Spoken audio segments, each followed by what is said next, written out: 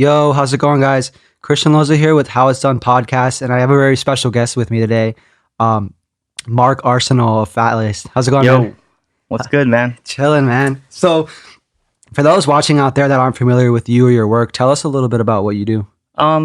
So I guess right now I'm basically just overseeing design for my brand Illest, and I'm also working on a new clothing brand called Playboy White Label. It's under the Playboy brand, and I also I guess consult for a sneaker brand as well. Awesome, man.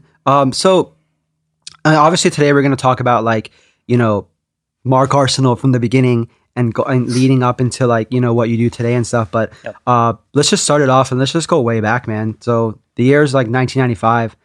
You were working on a blog called cafemocha.com. Yeah. Tell us a little bit about that and how that ultimately led to you starting Fatlace. So Cafe Mocha was just because I was really into creative design and people that make really cool stuff on Flash. Oh, yeah. Remember Flash? Yeah. I think they still have it because they asked me to download the Flash media player sometimes. But so I would just before there wasn't even video. I mean, you couldn't link video. You couldn't link. You couldn't really post images back then. Yeah. This was like early. They didn't even call them blogs yet. But I would just post links of everything that I thought that was cool.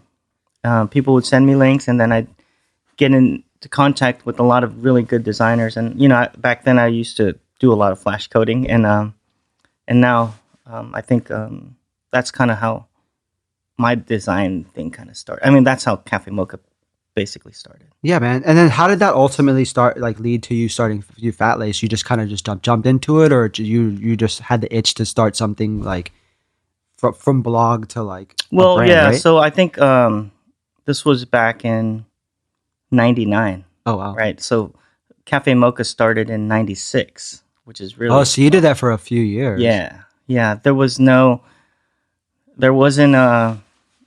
any kind of agenda. It was just more like in 99, I bought the URL fatlace.com, and I was tired of doing two blogs. Like, I was doing Cafe Mocha, and then I was doing Fatlace. So then I said, fuck it, I'll just put everything under one, and Fatlace became like the source of wherever I would, things that I was into, like hip-hop, breakdancing, Yeah. like sneakers, because I was way into sneakers, and then design. So I put all that into one, and then started the blog. Yeah, man, right on. So design-wise, your first real design job was working for Gap. Can you tell us about that?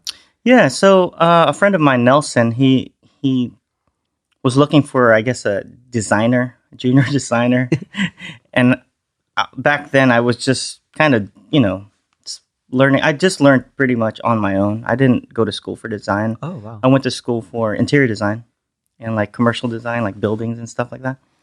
But kind of self-taught myself, Photoshop, Illustrator, stuff like that. And then a friend of mine at Gap said, "Hey, why don't you try and apply for my job?" I'm like, at that time I wanted to, because I think at that time my dad said, "Hey man, you should get a real job. You're still doing this sticker stuff, because I was making stickers for everyone. We back then, stickers on cars was kind of popular, and Yeah. I think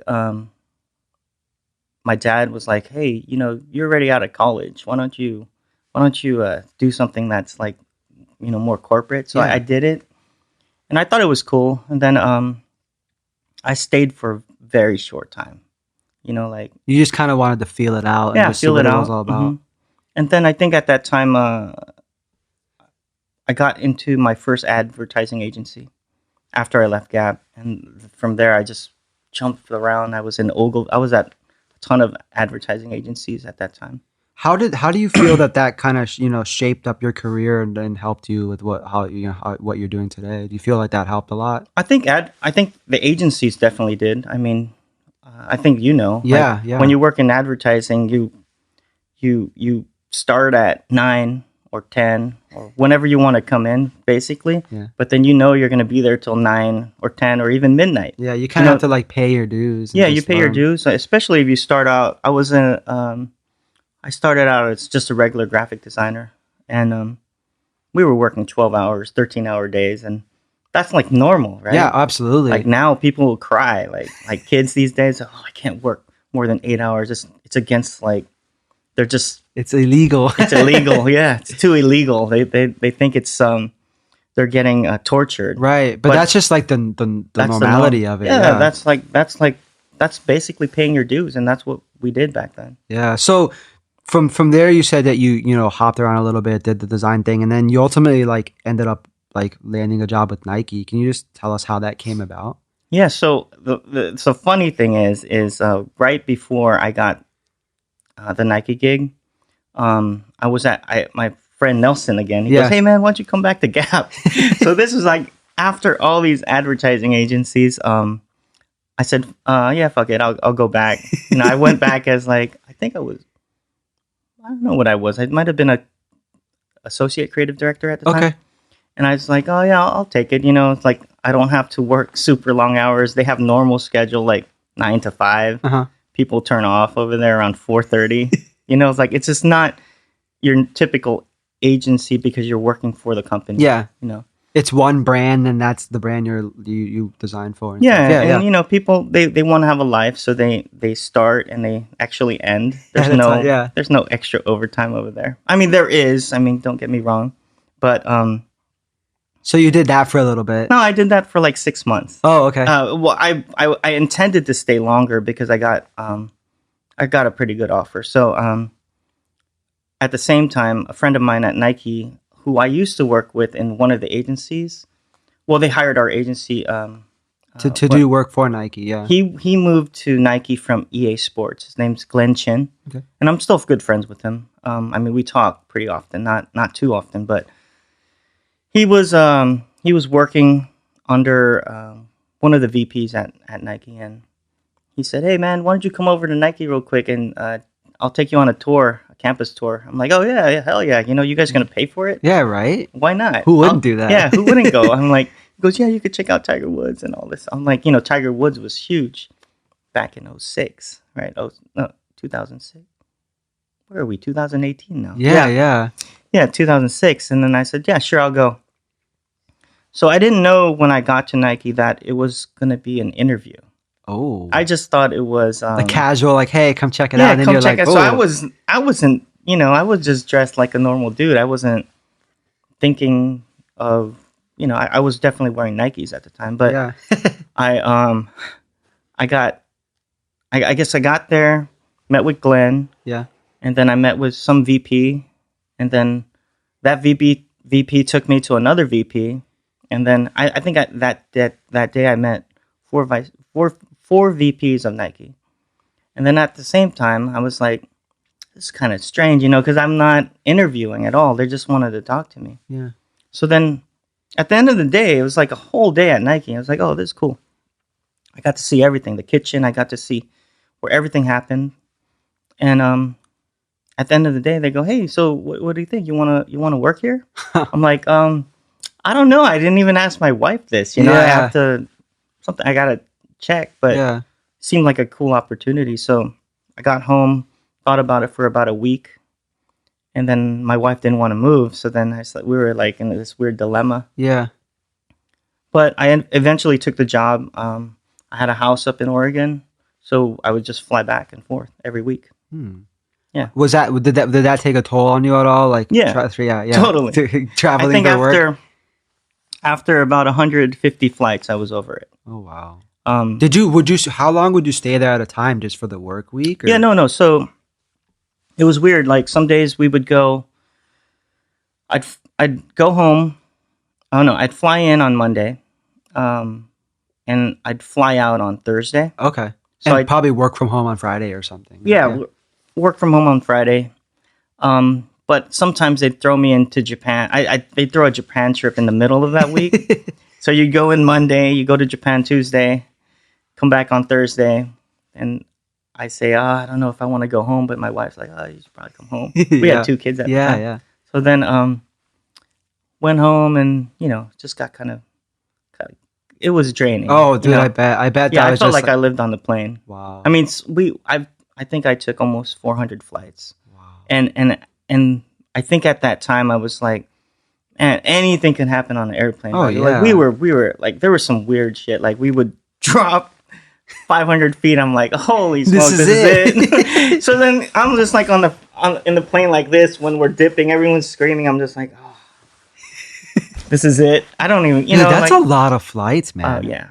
That's a lot. I mean, I still fly a lot, but not like that. Yeah. Yeah. But the cool thing is Nike paid for the flights. Oh, yeah, absolutely. Yeah. And I thought it was, they paid for the housing as well. So nice, man. So you ultimately got to be a part of the creation of Nike Sportswear. Can you tell us a little bit about that? Yeah, totally. That was the reason why I got hired, and a bunch of other specialists got hired. You know, like they plucked a bunch of people from streetwear, you know, and they created this brand. I think it was definitely a good learning for me, good learning for everyone. And I think once sportswear launched, only a few people stayed and most of the people left. Okay. You think it was just sort of one of those deals where they just needed people to kind of start it and then I think so. I mean, you know, they wanted to create hype and that's what they did. Uh-huh. I mean, we did crazy activations and I thought, you know, this was cool. But at the same time, I was going to have my Hunter, my third kid. And I said, I think it's time. It's time. You know? Yeah. I mean, it was a great experience. I met so many people there, and I thought, I don't think I would have met most of these other people because of it. You know? Yeah. So after doing that, you know, you left Nike and you were able to start like Illest, which is like the Fatlace sister company. Mm-hmm. Can you tell us like you know what Illest is and you know what went into that? Yeah, so actually, I started Illest while I was at Nike. Oh, okay. And it was just something that I printed on a T-shirt. You know the cursive Illest that's like Titleist. Yeah. So I put it on a T-shirt. I had a store called Fatlace in San Francisco at the time. Okay. But when you're at Nike, you can't own a store. So I gave the store to my wife and a good friend of mine, and so they were running the store while I was at Nike, obviously, and then. Put Illest on a T-shirt, and then it kind of took off, and I was like, "Shit, we're selling a lot of these shirts right now." Yeah. So, momentum, you know, we had that brand going. I think 2 years later, some professional golf player, I forgot his name, but he was a friend of a friend. Yeah. He wore the hat on tour, and Titleist took note. Ooh. And then they sent us a letter. A cease and desist letter. Yeah. And that kind of played out for a couple years. And we're good now, though. Oh, okay. Yeah. Stuff like that just sort of like kind of drags out, right? Yeah, it drags out. We had somebody working for us at the time. He didn't want to end that, you know, so we finally, you know, I think once that guy left, I just like squashed it with Titleist. Yeah. You guys just kind of settled. Yeah, I still talk to the lawyer over there. Yeah. She helps me out every now and then whenever we run into like battles. Yeah, you know, that's cool, man. Yeah. You that's good to always have that like legal advice. Legal advice, and it's like, you know, you just got to build these relationships with people. And I think if you're just gonna come at it like, oh fuck these guys, you know, you just want to fight them. Yeah, it's never gonna work out. Right. You know, it's got to be like civil and because she's doing her job, right? Like she's just like someone saying, oh, you got to get after these people, you know, and then we're just basically, you know, like we're just basically talking to each other, not really, you know, we're not trying to fight or nothing. Right, yeah. And that's cool that you've been able to keep that relationship with her. You know, that's the one thing I like about like being a creative or just like meeting all sorts of people doing things, because like, you know, you just have to build up a network, and it's always good to know somebody who does this and that, and it's always nice to just like hold on to stuff like that or whatever. Yeah, and you know, obviously you're gonna run into issues from time to time. You're gonna burn bridges. You try not to burn bridges, and I think, you know, shit happens, and you know, when some stuff does go down within friends or whatever, I think just talking it over is the best solution. You know, like you have to be on the same page, and I always try not to let like loose ends sort of just like, you know, like float around, and just like if something's up or you want to just talk about it, it's like, let's just talk about it. Yeah. It's always bad to have like that negative vibe with anybody and stuff. And you know, I look back and I just try and squash all the. One year I was just like, man, I gotta fix this. Like I had like, like throughout the years, like you meet some people and you're like, oh, this guy's crazy. So you just like stay away, but you just eventually become friends with people, and it's cool. Awesome, man. Yeah. So, dude, speaking of like stores and stuff, because I know you just had mentioned you had the Fatlace store. You've opened up like a handful of stores over the years for your brands. Can you just tell us like what it takes to like operate like stores like that?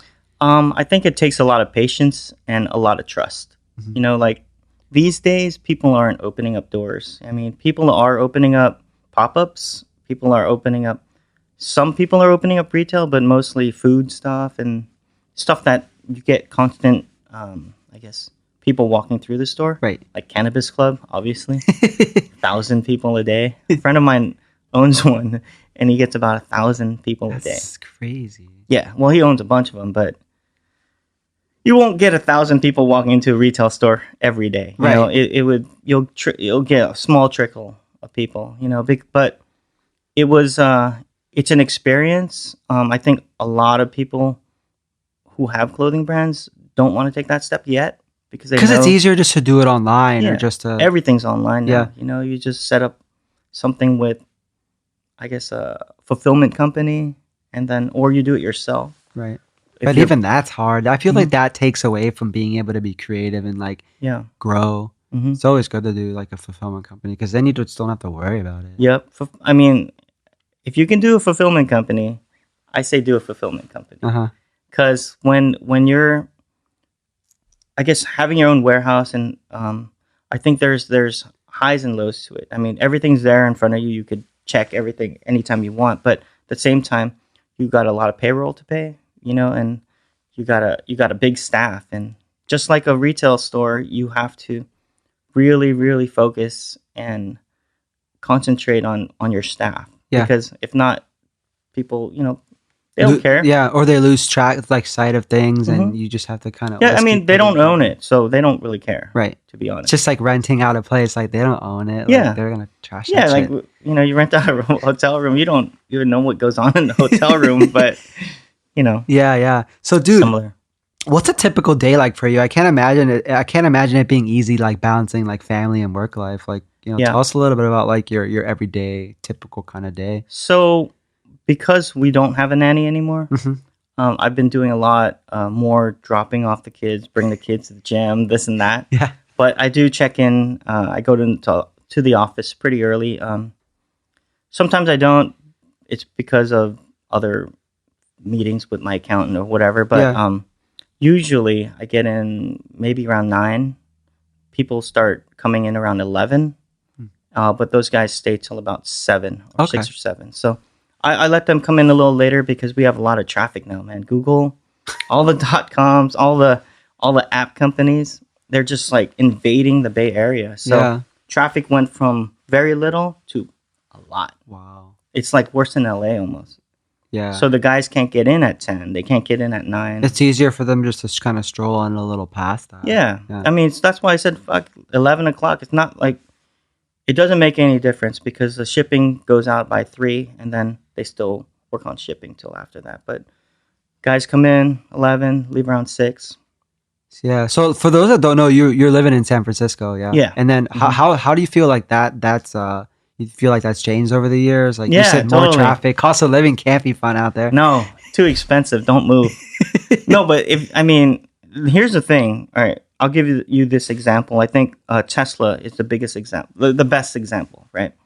So Tesla is a car company, right? They make cars in the Bay Area. There's no other company that would do that. And I think that's their biggest mistake because I think when you think about Tesla, it doesn't need to be in the Bay Area, but it is.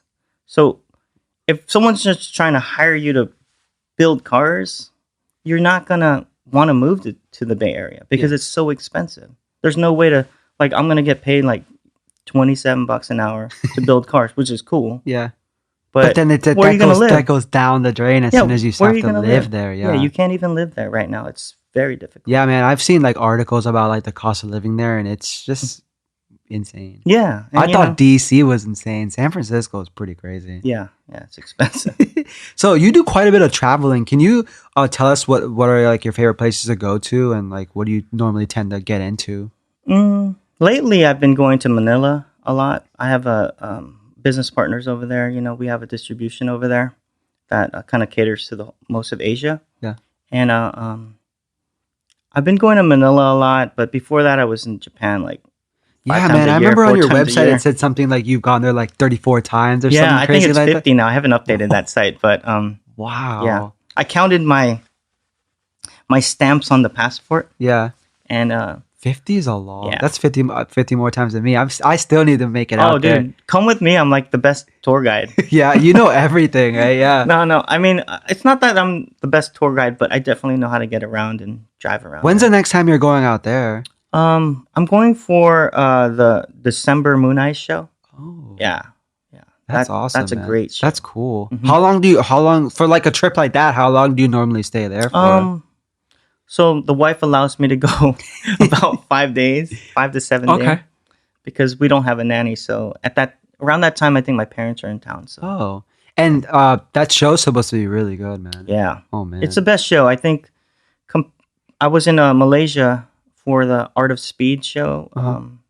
Basically a Mooneyes show, but that was a great show as well. But very similar. Right. What kind of location? Did they just have it at their shop? Or? No. This is at this is in Yokohama, some port over there. They rent out the space. That's cool, man. Yo, speaking of like car shows, remember we ran into each other at Lufka Kilt 5. That was a good show, man. Yeah. Hold on. Yeah, I was talking to Dave about how like awesome that location was, like the lumberyard. Oh yeah, that was cool. Yeah, that's actually a really well curated show. Yeah, man. I know 2 dudes that put that on. Patrick Long, he's like a race car driver, and then another dude who's actually used to be my parents' neighbor, Jeff Swart, who kind of introduced me to. Well, he didn't introduce me to Porsche. I was still into Porsche, but my dad one day goes, "Hey, you should meet my neighbor. he makes Porsches and he makes books and does this." I'm like, "Oh, really?" Then he sent me a book, like a huge book. I'm like, "Wow, this guy's serious." So then he pulls out. I'm like, "Oh," so I Googled him. I was like, "Oh, this guy won Pikes Peak a bunch of times, and it's like super famous commercial director." Wow. Like, oh wow, I didn't know. And then he moved down to LA, blew up even more. But he's that show was fantastic. Yeah, man. It just like opened up our eyes to just like how the space is like everything, man, and how you utilize it exactly, and the experience of an event. I feel like a lot of that gets kind of missed in the automotive scene. But yeah, that was cool that we ran into each other. I was like, oh shit. Yeah, that's a good show, man. Yeah, that was a great show. Yeah. And every year they try to top each other, top the last show. I feel like that's what it's all about with shows or events. Because if it's just like the same thing every time, it's like totally you got to give somebody like exactly. Like, I think that's the reason why I stopped doing shows. It's I just felt so repetitive. I'm like, man, we gotta get out of this mix, Let's just drop shows all in all. And you feel like after a while, it just like kind of burned you out, right? Yeah, it burned me out, and I think burnt the team out. And I think if we do continue to do shows, it'd definitely be like more of a what do you call that? Like a festival, right? That way that everyone has something to do. Yeah, and they're not just like stuck. Stuck. Just looking at cars. There's got to be like other stuff going on. Yeah. And I like what you guys did. You guys had a show yesterday. Yeah, man, dude, thanks for coming out, man. Yeah. That was cool. Yeah, I was like, sure. me and Dave, like after we saw you and you walked, we were like, holy shit, like Mark Arcenal came out. No, I know. I think I said for the last 8 years I'd come to your show. Yeah, and I finally did, and I really appreciate what you guys did, dude. We were thinking like, man, like I wonder what he like genuinely thinks of it and stuff, and. Yeah, man. Like, I mean, I know we've been talking, a couple years about you coming out and stuff, and I'm like glad that you did, and it's cool that you like got to see like what it's all about now. Totally. Yeah. I think the highlight, there was a few, but I thought the helicopters. Oh yeah. I've never seen helicopters like taking people for rides during a car show. Wait, how much was it anyway? 35. That's it? Yeah, and it was like like 15, 20 minutes, and dude, it's pretty cool. Damn, I didn't know. Someone said it was 200. I was like, oh, I'm not gonna do it. I should have done it. Yeah, man, it was cool, man. Yeah, but the show was awesome. Like, a little bit of a hiccup in the beginning with like the rain and stuff. It kind of like made it so a couple cars didn't come out and stuff. But dude, I think in the end, if we were like super happy, if their cars they don't want to come out because it's raining, then maybe they shouldn't come. But it I love the wet ground. That looked cool, and I think a lot of good photos from that. Yeah, that was awesome, man. Yeah. Made these cool puddles. Yeah. And well, the thing that we enjoy the most about the show is just like the vibes, obviously, but just like the variety of cars. Mm-hmm. We try to just show everybody like a little bit of everything. For sure. And that always goes like a long way with the car shows because nobody wants to see just like a whole bunch of the same stuff. So yeah. There was definitely a variety. Yeah. Which I thought was cool. I mean, from trucks to hot rods to your JDM cars and German cars, a lot of German cars, a lot of BMW. Yeah, I know. I saw you posted a picture of that Benz that you were just like, oh, that car was cool, man. Yeah, the Benz is nice. That was one of my favorites from the show. Awesome, man. Well, thanks for coming out again, man. Of course. I'm glad you got to experience that. Mm-hmm. So, dude, speaking of on the topic of traveling, what's somewhere that you haven't gotten a chance to go to, but you've like been kind of eyeing? Well, Australia. I had a feeling you were gonna say that. That's the only place I swear I'm like telling all my friends over there I'm gonna visit. So I'm gonna do it this year. They have a pretty cool car scene over there. Just like a lot of stuff going on. Yeah, I'll probably go in November. Okay, cool. Yeah. That's awesome, dude. Yeah, I'm yet to go there, but I've heard. Well, that flight's brutal though. I know it's like 18 hours or something, right? What's the longest flight you've been on? I think 16. Oh, okay. 16-hour flight. Dude, that's insane. I don't know where I was going, but I was like, damn, this I was like looking up, oh shit, 16-hour flight. What is this? Where are we going? Yeah, and I mean, it's cool. I like the stopover thing. It was when you're doing that, when you're doing a crazy flight, but I don't know, sometimes I just sleep through the whole thing. Yeah, man. I always feel bad for people who like can't sleep on airplanes, man.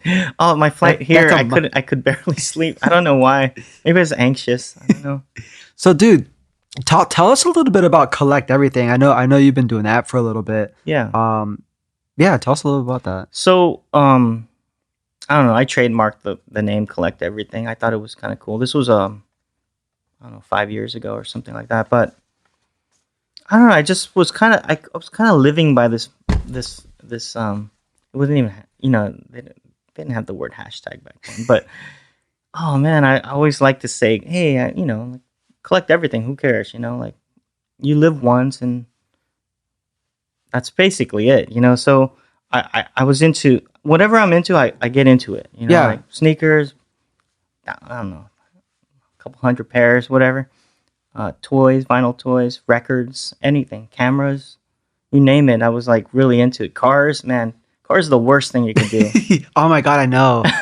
They depreciate so fast. Oh yeah, but there is a trick to it. You can get into collecting classic cars because classic cars you'll get your money back for sure, and then some, even in some cases. Yeah, for sure. That's cool, man. So just for those that don't know, it's just like a website that you had for just like your collections and some stuff for sale, obviously too. Yeah. So right now, Collect Everything is a site where I sell stuff that I don't really need anymore. Okay. I was selling cars on there. Some days I put up a car and it sells in a day, which is kind of nuts, Wow. What did you use to build that? Is it just like a WooCommerce site? Yeah, that's just a big cartel. Okay. Mm-hmm. That's awesome, dude. Then like I post something on my Instagram and you know that someone's going to buy something right away when there's like 100 comments in like 30 minutes. Yeah. And you're like, oh shit, people are interested. This is about to leave my life. I mean, I sold my drift car and I shouldn't have, but it's okay. It went to the right person. I had this drift car for 16 years. I was drifting it. I crashed it. Did you learn how to drift on it? Yeah. Oh, okay. Yeah. Well, I learned how to drift on S2000, but my S14, I learned how to really drift. So you had like a connection to that car then. Yeah. But then that's the same thing. It's like, when you leave this earth, you're not going to take anything with you. So give it away because...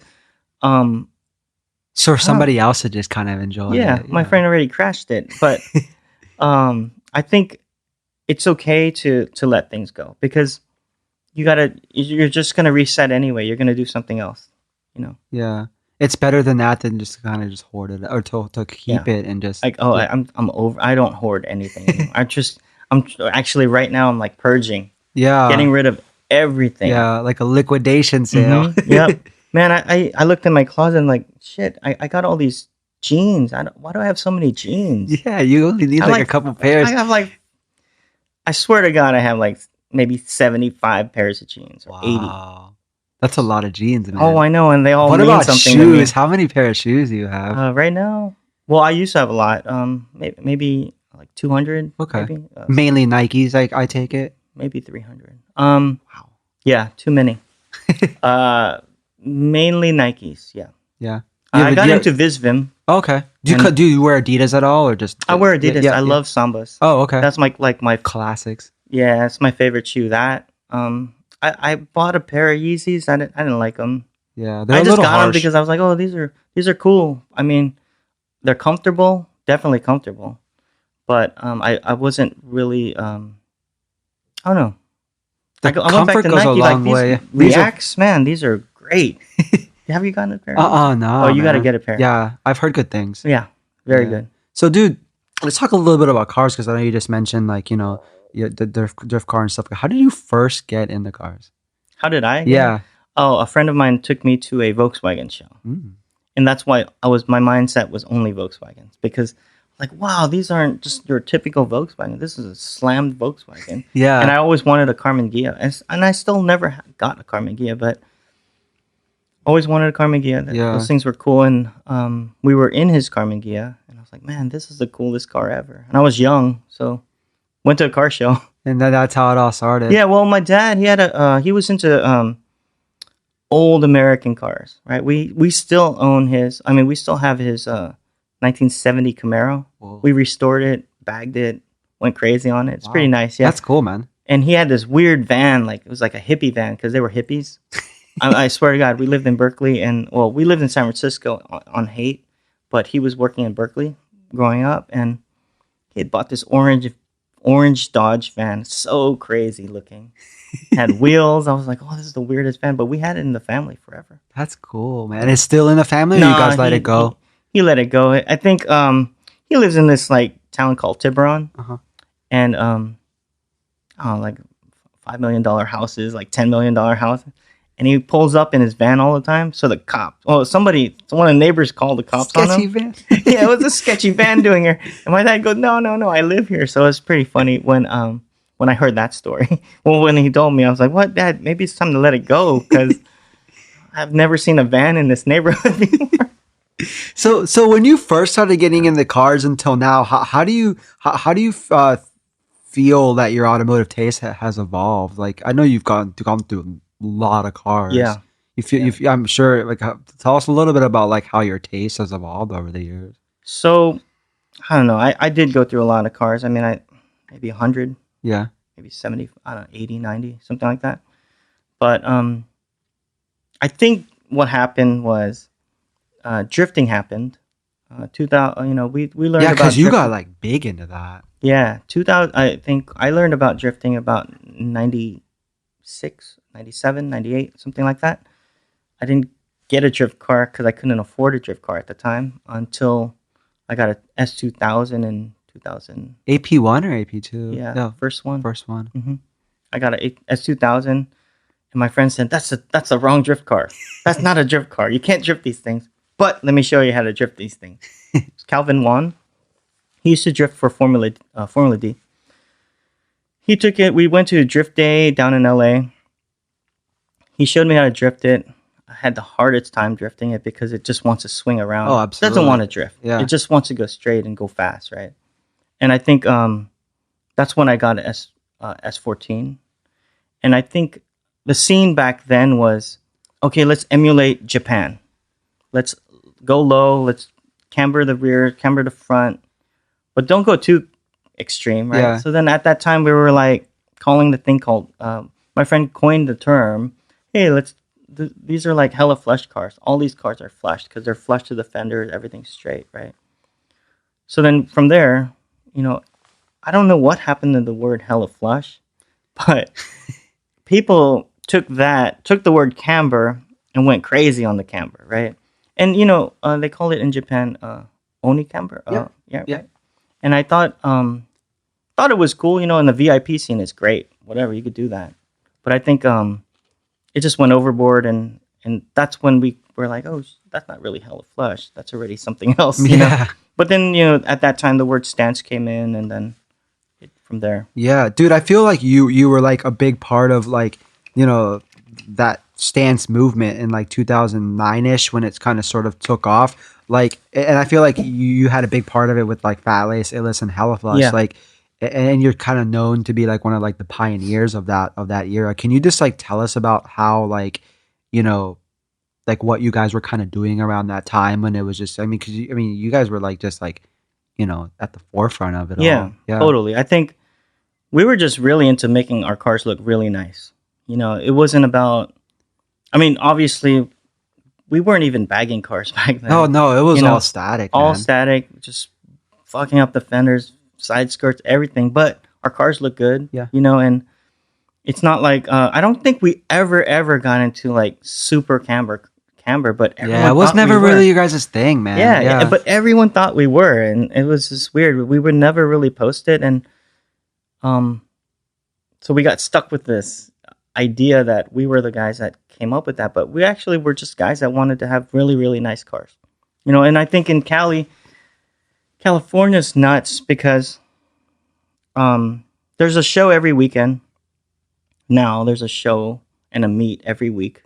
It gets saturated, man. Mm-hmm. People are really, really spoiled there, so they don't really understand that they created this culture that other states or other people try to emulate because they see it so often. Like, where do you see a Lamborghini 7 times a day? That's like LA, right? And I don't know.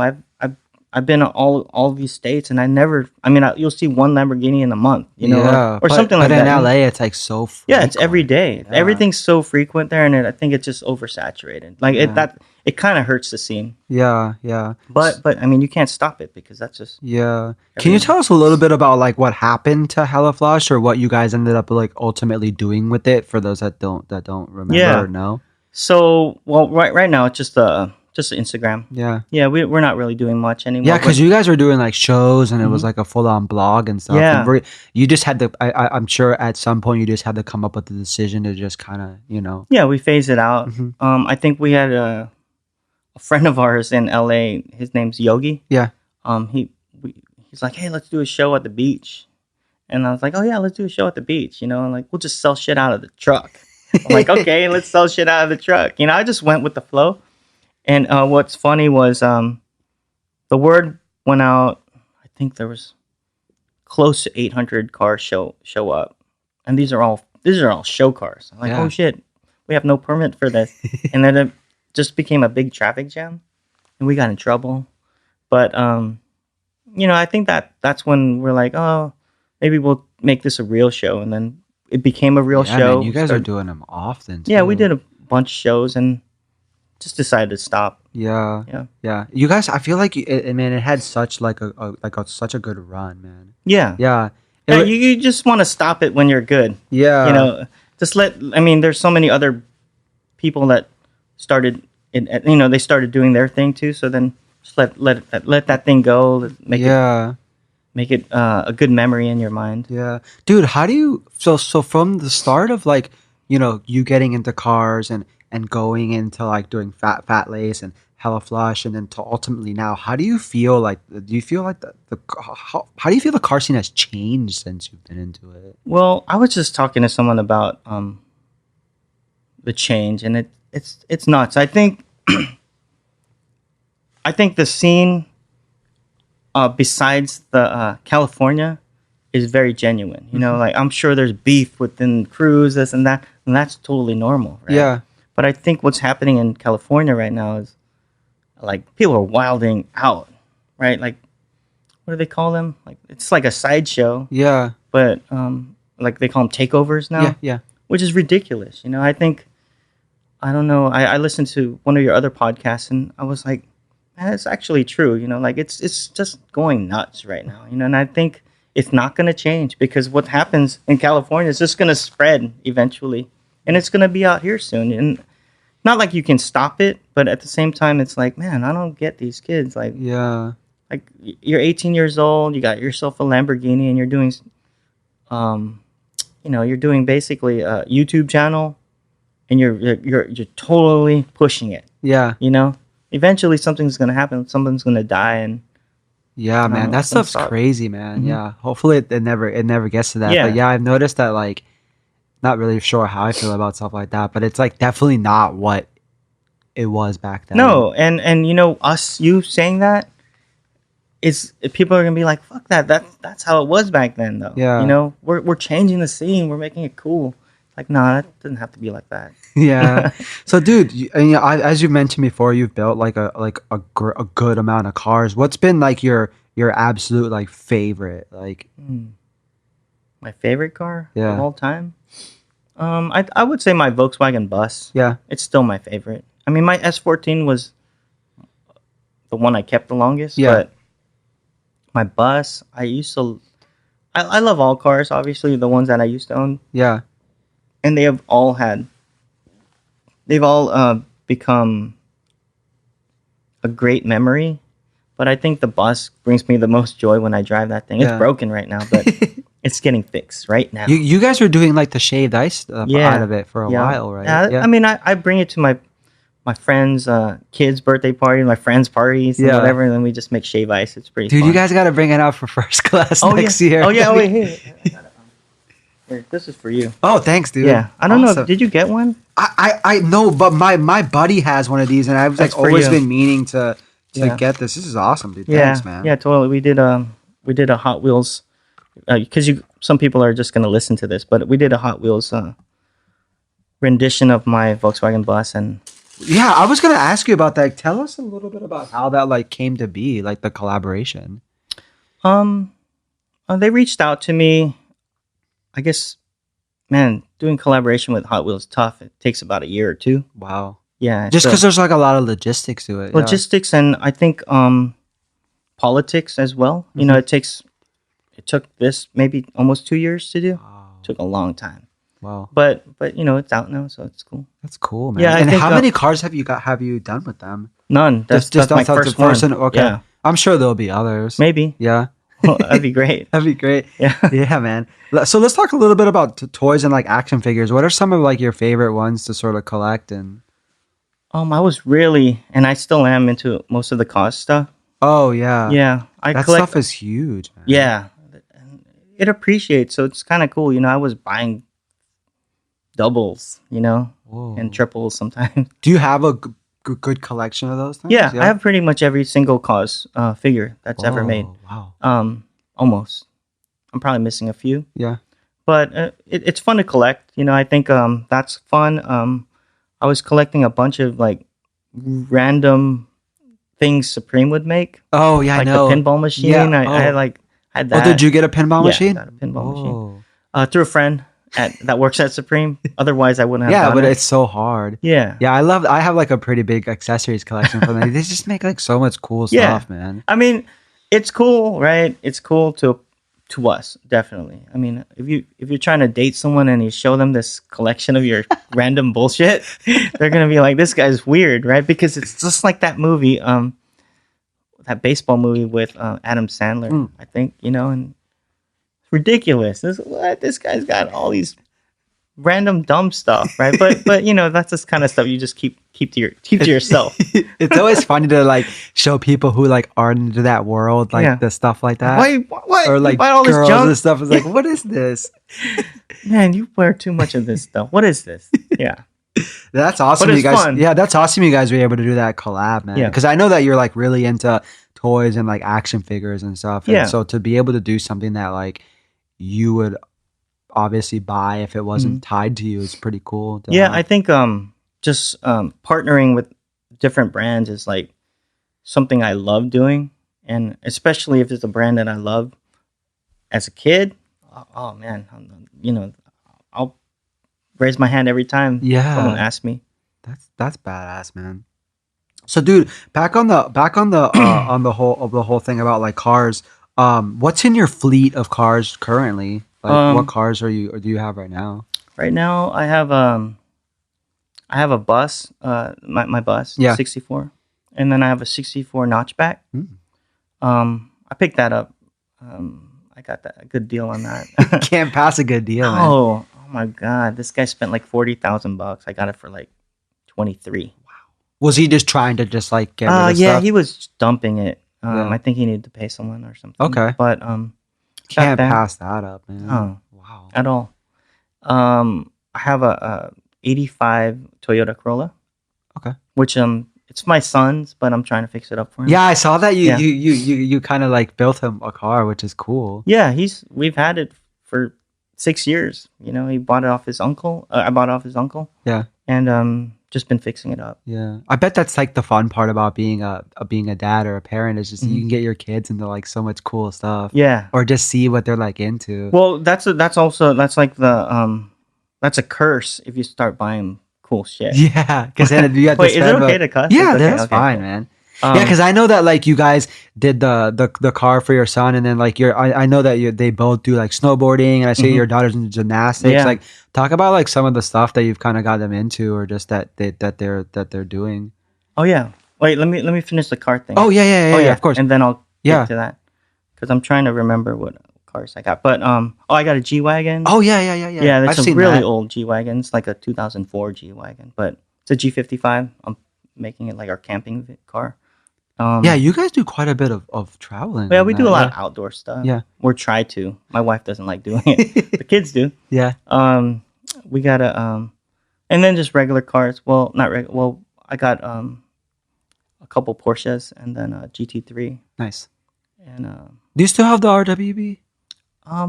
Yeah. Yeah.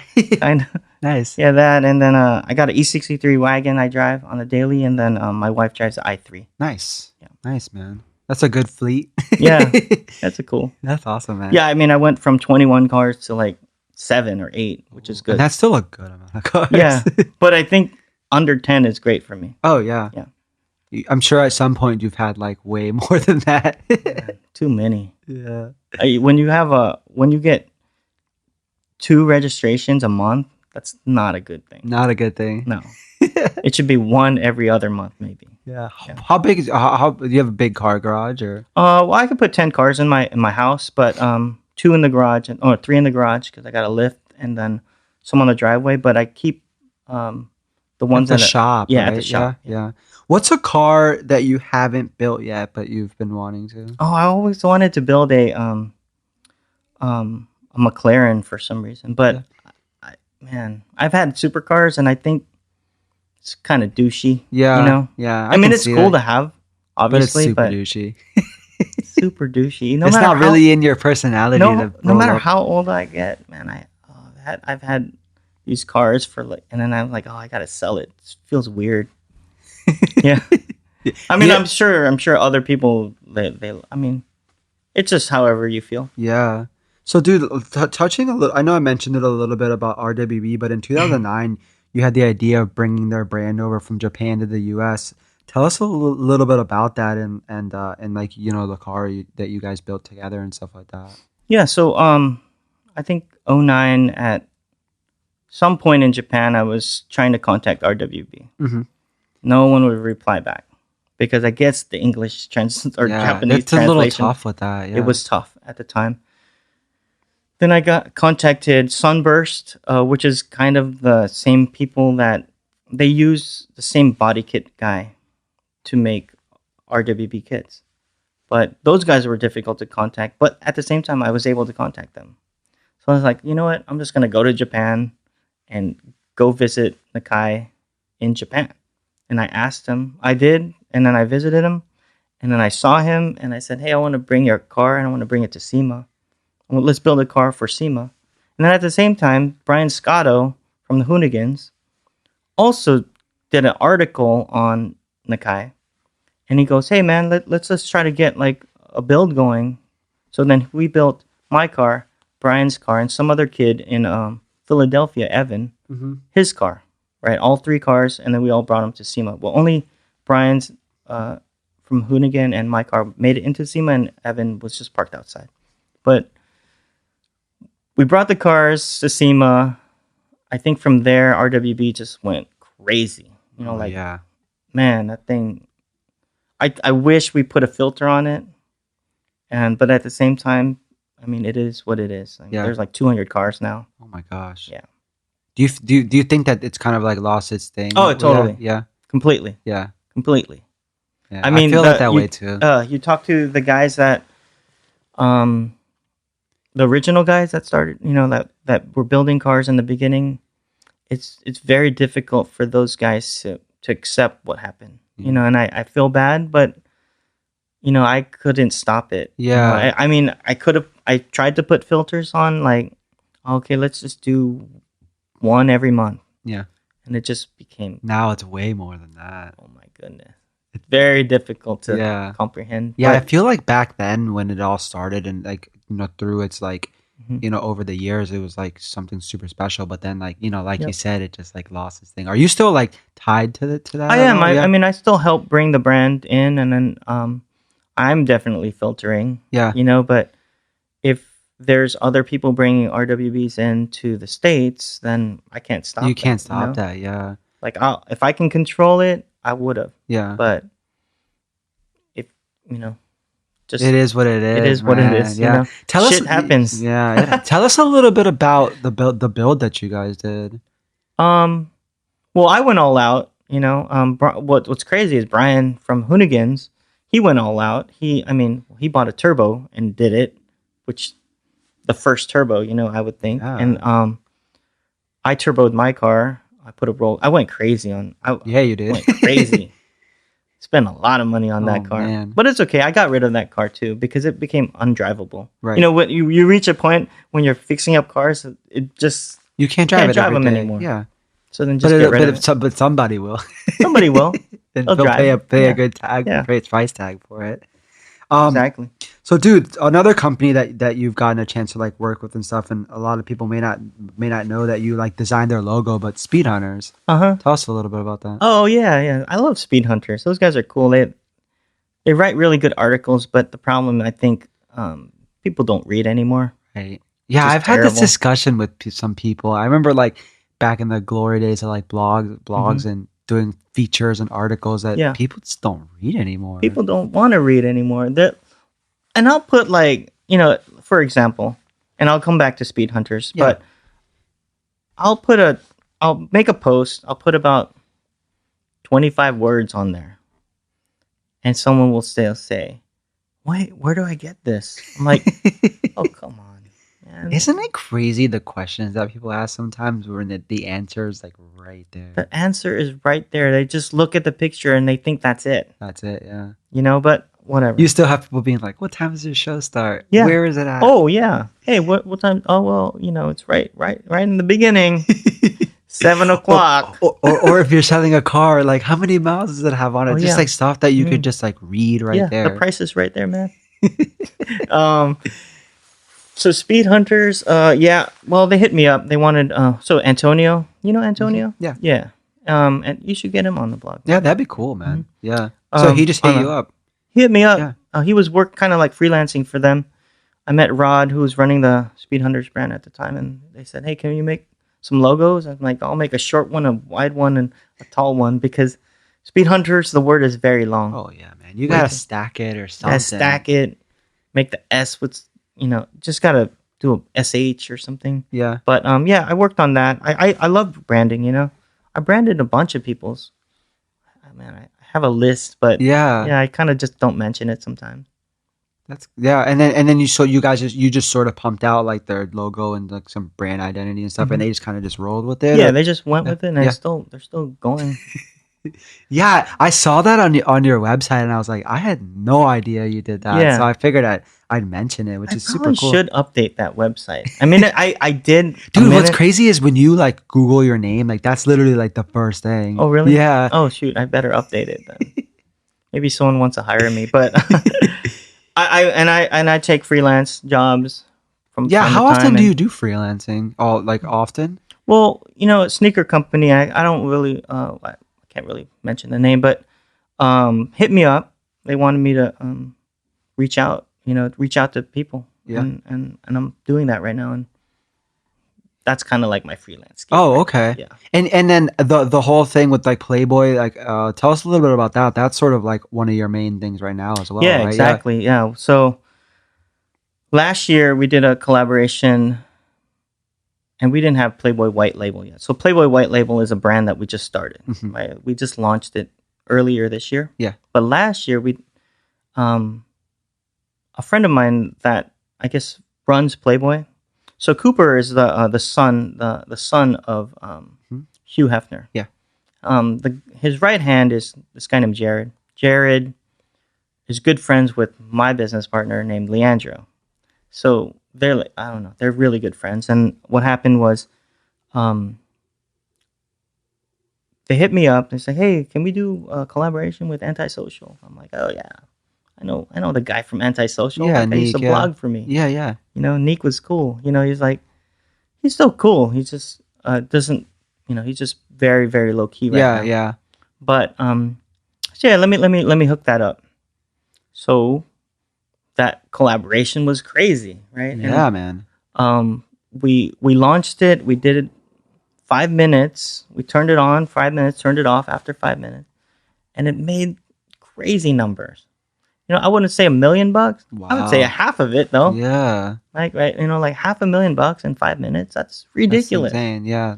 So then I was like, oh, maybe we should do a brand called Under Playboy. Then came up with the word Playboy White Label. So I've been working on that, and it's still in the works. But it's basically their collaborations. We're managing all their collaborations right now, and it's pretty cool. That's awesome, man. Yeah. Well, and so your role is that do you do it like you do the consulting and like the managing and the branding, or like what's your role with that? So yeah, primarily it's just me doing the connections. Okay. So you sort of just like set it up, basically. Set it up, and my business partner executes basically. Okay. Yeah. Cool. That's pretty cool. How long have you been doing that for? Just started. Awesome. Man. Yeah. And I'm sure you're enjoying it. Yeah. Yeah, it's pretty fun. It's also challenging. It's just starting a new brand is tough. Oh, absolutely.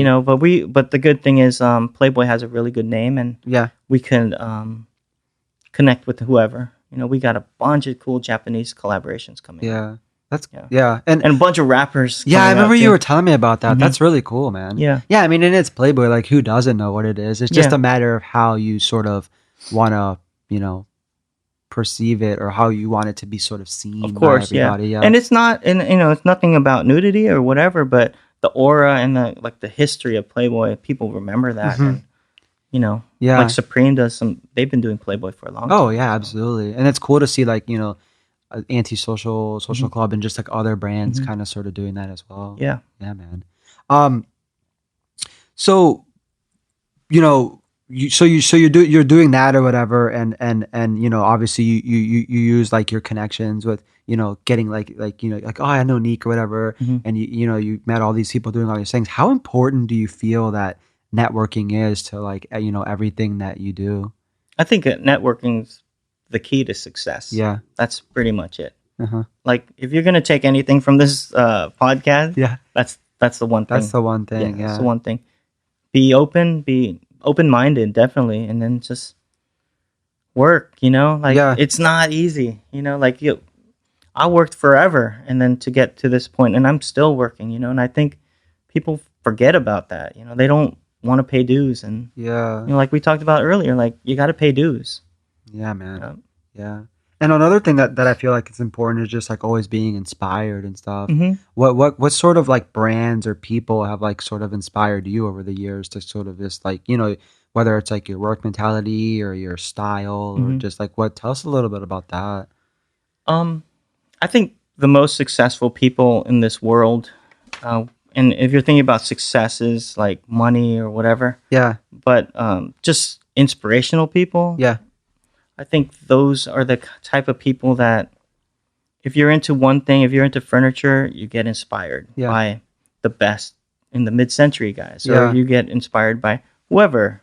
I think me personally, I read a lot, and I basically look at trends, and just see what's out there. You know, I don't really follow one person exactly. You know, I definitely look at a ton of people, but a lot of friends that own brands have definitely inspired me to try to push. And when I talk to them behind the scenes, they're going through the same thing. Yeah, it's always man, it's so cool to see like what people's inspirations are, or like in your case, like, you know, since like, you know, you love networking and collaborating with people, like it's always cool to see like, you know, oh, I didn't even know like Mark knew those people, or like that's cool that they're doing a collaboration with like Beats or like you know, like Hot Wheels or whatever. And I feel like you've found a good way to kind of utilize that, which is awesome, man. Yeah, and I think, you know, I think it's obviously like people that are starting out, and it's not gonna be easy. Like there's definitely like you're gonna go through the lows and the highs, obviously, but if you can network and if you can work with people that are running brands, you know, already, then you have nothing to lose because you have that for opportunity already right in front of your face. And plus collaborations are so awesome in that like you take a brand, you take another brand, and obviously they're doing something together, but you have two different audiences that have that chance to check out both those brands. And I feel like that goes like it's super like underappreciated.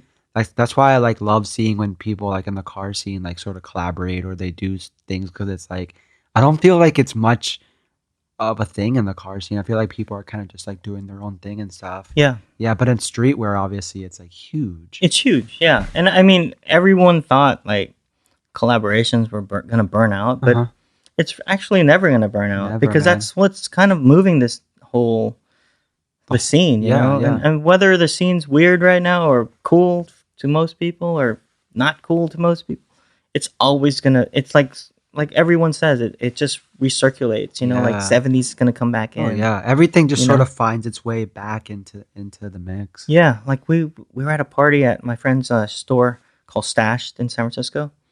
It was for my friend's art. I guess he's an artist. He did a sock with stance, and this one girl stood out. Everyone was like, "Oh man, that she's just like Janet Jackson in the '80s, right? Like bell bottoms, weird hat." Yeah, I'm like, man, that's strange, you know? Like everyone was like, "Well, that's so strange," because everyone's dressed now, right? But she was dressed back then. But I think the cool thing is, whether she saw it or whatever she got inspired by that morning, but she's doing her thing, you know, and I think stands out, and that's what's going to happen. You know, people that stand out, that's why trends happen. You know? Yeah, man. So speaking of like collaborations and you know all that stuff, like one of my favorite ones that you guys have done over the years has been like the Fatlace X Mooneyes collaboration. Oh yeah, yeah. Tell us a little bit about that and like what went into that and how that kind of came about. So Shige is the owner of Mooneyes now. Yeah. And I don't know if you know this story, but Dean Moon, who created Mooneyes, Shige was one of his biggest customers, right? Oh. Because it was big in Japan, right? So one of his best customers. And the story goes, and you know, I talked to Shige about this, and just to confirm because I heard it, Moon gave him the brand. Ooh. Yeah. I don't know how much money was exchanged, but I don't think a lot. Yeah. I think $1. They're just like, best customer, here you go. Yeah, because he was passing away and gave him the brand. And Shige said, shit, I'm going to take this and run, and I'm going to make it the coolest brand ever, you know? And I always wanted Fatlace to be the Mooneyes of today, but Mooneyes is still of today. Yeah, right. You know, and they never age. Although a lot of people, that's an old classic hot rod brand, but at the same time they're doing collaborations with a lot of people right now. They've figured out a way to sort of like as you said, like, you know, because it's been around for a while, it could be perceived as like an older, but they've figured out a way to sort of just like keep it like at the forefront and just sort of stay like fresh and relevant and sort of just like run. I mean, they do collaborations with Vans every year. Yeah, man. We're doing our second collaboration with them for our 20-year anniversary for Fatlace next year. We're gonna drop another cool collaboration with them. Nice, man. But yeah, those guys are great, man. Yeah. So for those that don't know, when you guys first did the first one, like, tell us a little bit about like the pieces that you guys did, or like what was in the collaboration? Well, so we wanted to obviously blow it out and make it super cool and make a ton of products, but at the same time, you don't want to do that. You just want to kind of keep everything limited. Yeah. And when we did the launch, we I don't know, it was cool. Like it made a lot of sense at the time, and I think our brand and he appreciated our brand because I met him many years ago, and I told him it for like 5 years. Hey, let's do a collaboration. This is kind of like what I said to you. I'd go to your show, and I finally did, right? But I told him, let's do a collaboration every year. He goes, hey man, we got to do this collaboration already. You keep telling me this every year, 5 years now. So then I launched it, and it did well. Yeah, man. Yeah. That was one of my favorite ones. I had to mention it, man. Mm-hmm. What's been your like absolute though like favorite collaboration to date? Like that you've been involved in? Like, I think Mooneyes because because I grew up with Mooneyes. My drift pedal on my drift car was a Mooneyes, and my first shift knob was like this grenade launcher. Have you ever seen the Mooneyes grenade? I have, yeah. Grenade? Yeah. I had one of those. I don't know. I had Mooneyes in my Integra back in the day in the 90s. So that must have been just your like, holy crap, man, this is like awesome. Yeah. I had no idea who Shige was. Oh. And I found out, what? Japanese guy owns Mooneyes? No way. Yeah, I would have, dude, you're I thought the same thing. Yeah. Same so thing. I emailed, dude, it was crazy. I emailed Shige because I don't know how I got the email. Uh-huh. It's got to be through a friend or something. That, right? Or I just emailed them. Uh-huh. I go, hey, I really want to do a collaboration with you guys. And then so I went to Japan, and I had a meeting with him. Went to his restaurant. I was like, oh, I didn't even know he had a restaurant. Oh no, it's a huge Mooneyes store. Yeah. With garages where they work on the cars, a store, and then they have a Mooneyes cafe. Oh, okay. Dude, we gotta go. I gotta. I think I'm gonna have to hold you to that. Dude, man. Let's go on for Tokyo Auto Salon. If you can go this year, let's go. Well, you said it's in December, right? No, Tokyo Auto Salon is in January. Dude, I'm down for that. That'd be cool. Yeah. Yeah. I mean, we'll have to talk about that, but I'm totally down. Shige has a booth at okay. Auto Salon every year. Dude, that'd be cool. You're definitely going this year in January for definitely. Yeah, we'll have to talk about that. Yeah, because I've been like wanting to. I'll be your host. Yeah, man. Like, you guys will love it. That'd be awesome, man. Yeah, we'll do everything. That'd be super cool. Yeah, it's fun over there. Best advice for somebody that's looking to start a brand. What's that? I think the best advice I can give them is to make sure that they're patient and they're consistent. Yeah.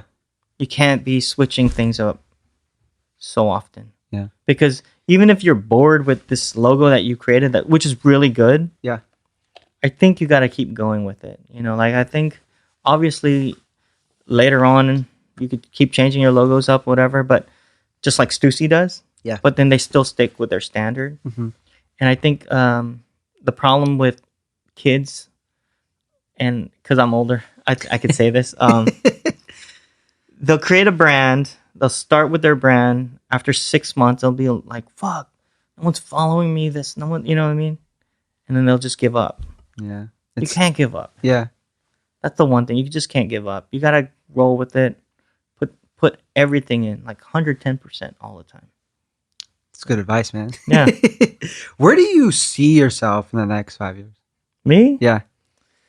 Man, I've been saying this for a long time, and I got to do it. Yeah. You know, I think it's one thing that I haven't done yet was and I've done everything, but music videos. Oh. I've always wanted to get into like art directing. Oh, cool. Music video. I feel like you'd be good at that. That'd be fun. Yeah, right? Yeah. But I probably won't get into it because I'm starting to get more, I guess I'm getting back into like interior design.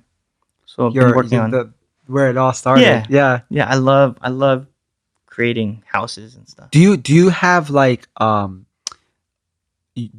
big say or a big involvement when it comes to like the interior design of like your stores or or I do all pop-ups? You do all of it. Mm-hmm. Okay. Yeah, we did like we were talking about earlier, behind the scenes, Complex Con. Mm-hmm. Yep. How expensive it is. Mm-hmm. I built out that whole the whole look there. Dude, that's got to be like fun for you to like Yeah. get into like your roots or how Shit, it man, all we started. killed it at Complex. Yeah, Con. I saw Like, the pictures. I was like, we went all out. yeah. Tell us a little bit about that. Like what that like if, for those that didn't see, like what like what that like what was all part of it. So I had this idea, and this was so last minute because they gave us a good deal, but I told you the price. It's insane. It's expensive, but it's like, oh man, all my money's gone because we spent it on Complex Con. But it's good face. Oh, absolutely. Yeah. Whatever that means. But I came up with the idea of a pit stop, and then we created this whole pit stop thing. Like when F1 cars pull up, they have the truss bar on top with the lights, and we made them lights instead of like changing tires, whatever. Yeah. But it was cool. We did a really cool that's awesome activation over there. Yeah, that's cool. So dude, everyone was impressed. Let's just say that. So dude, we've been doing this for about an hour now. Oh. I'm all out of questions and stuff. Is there any like closing thoughts or like shout outs you wanna give or any more advice before we wrap this up?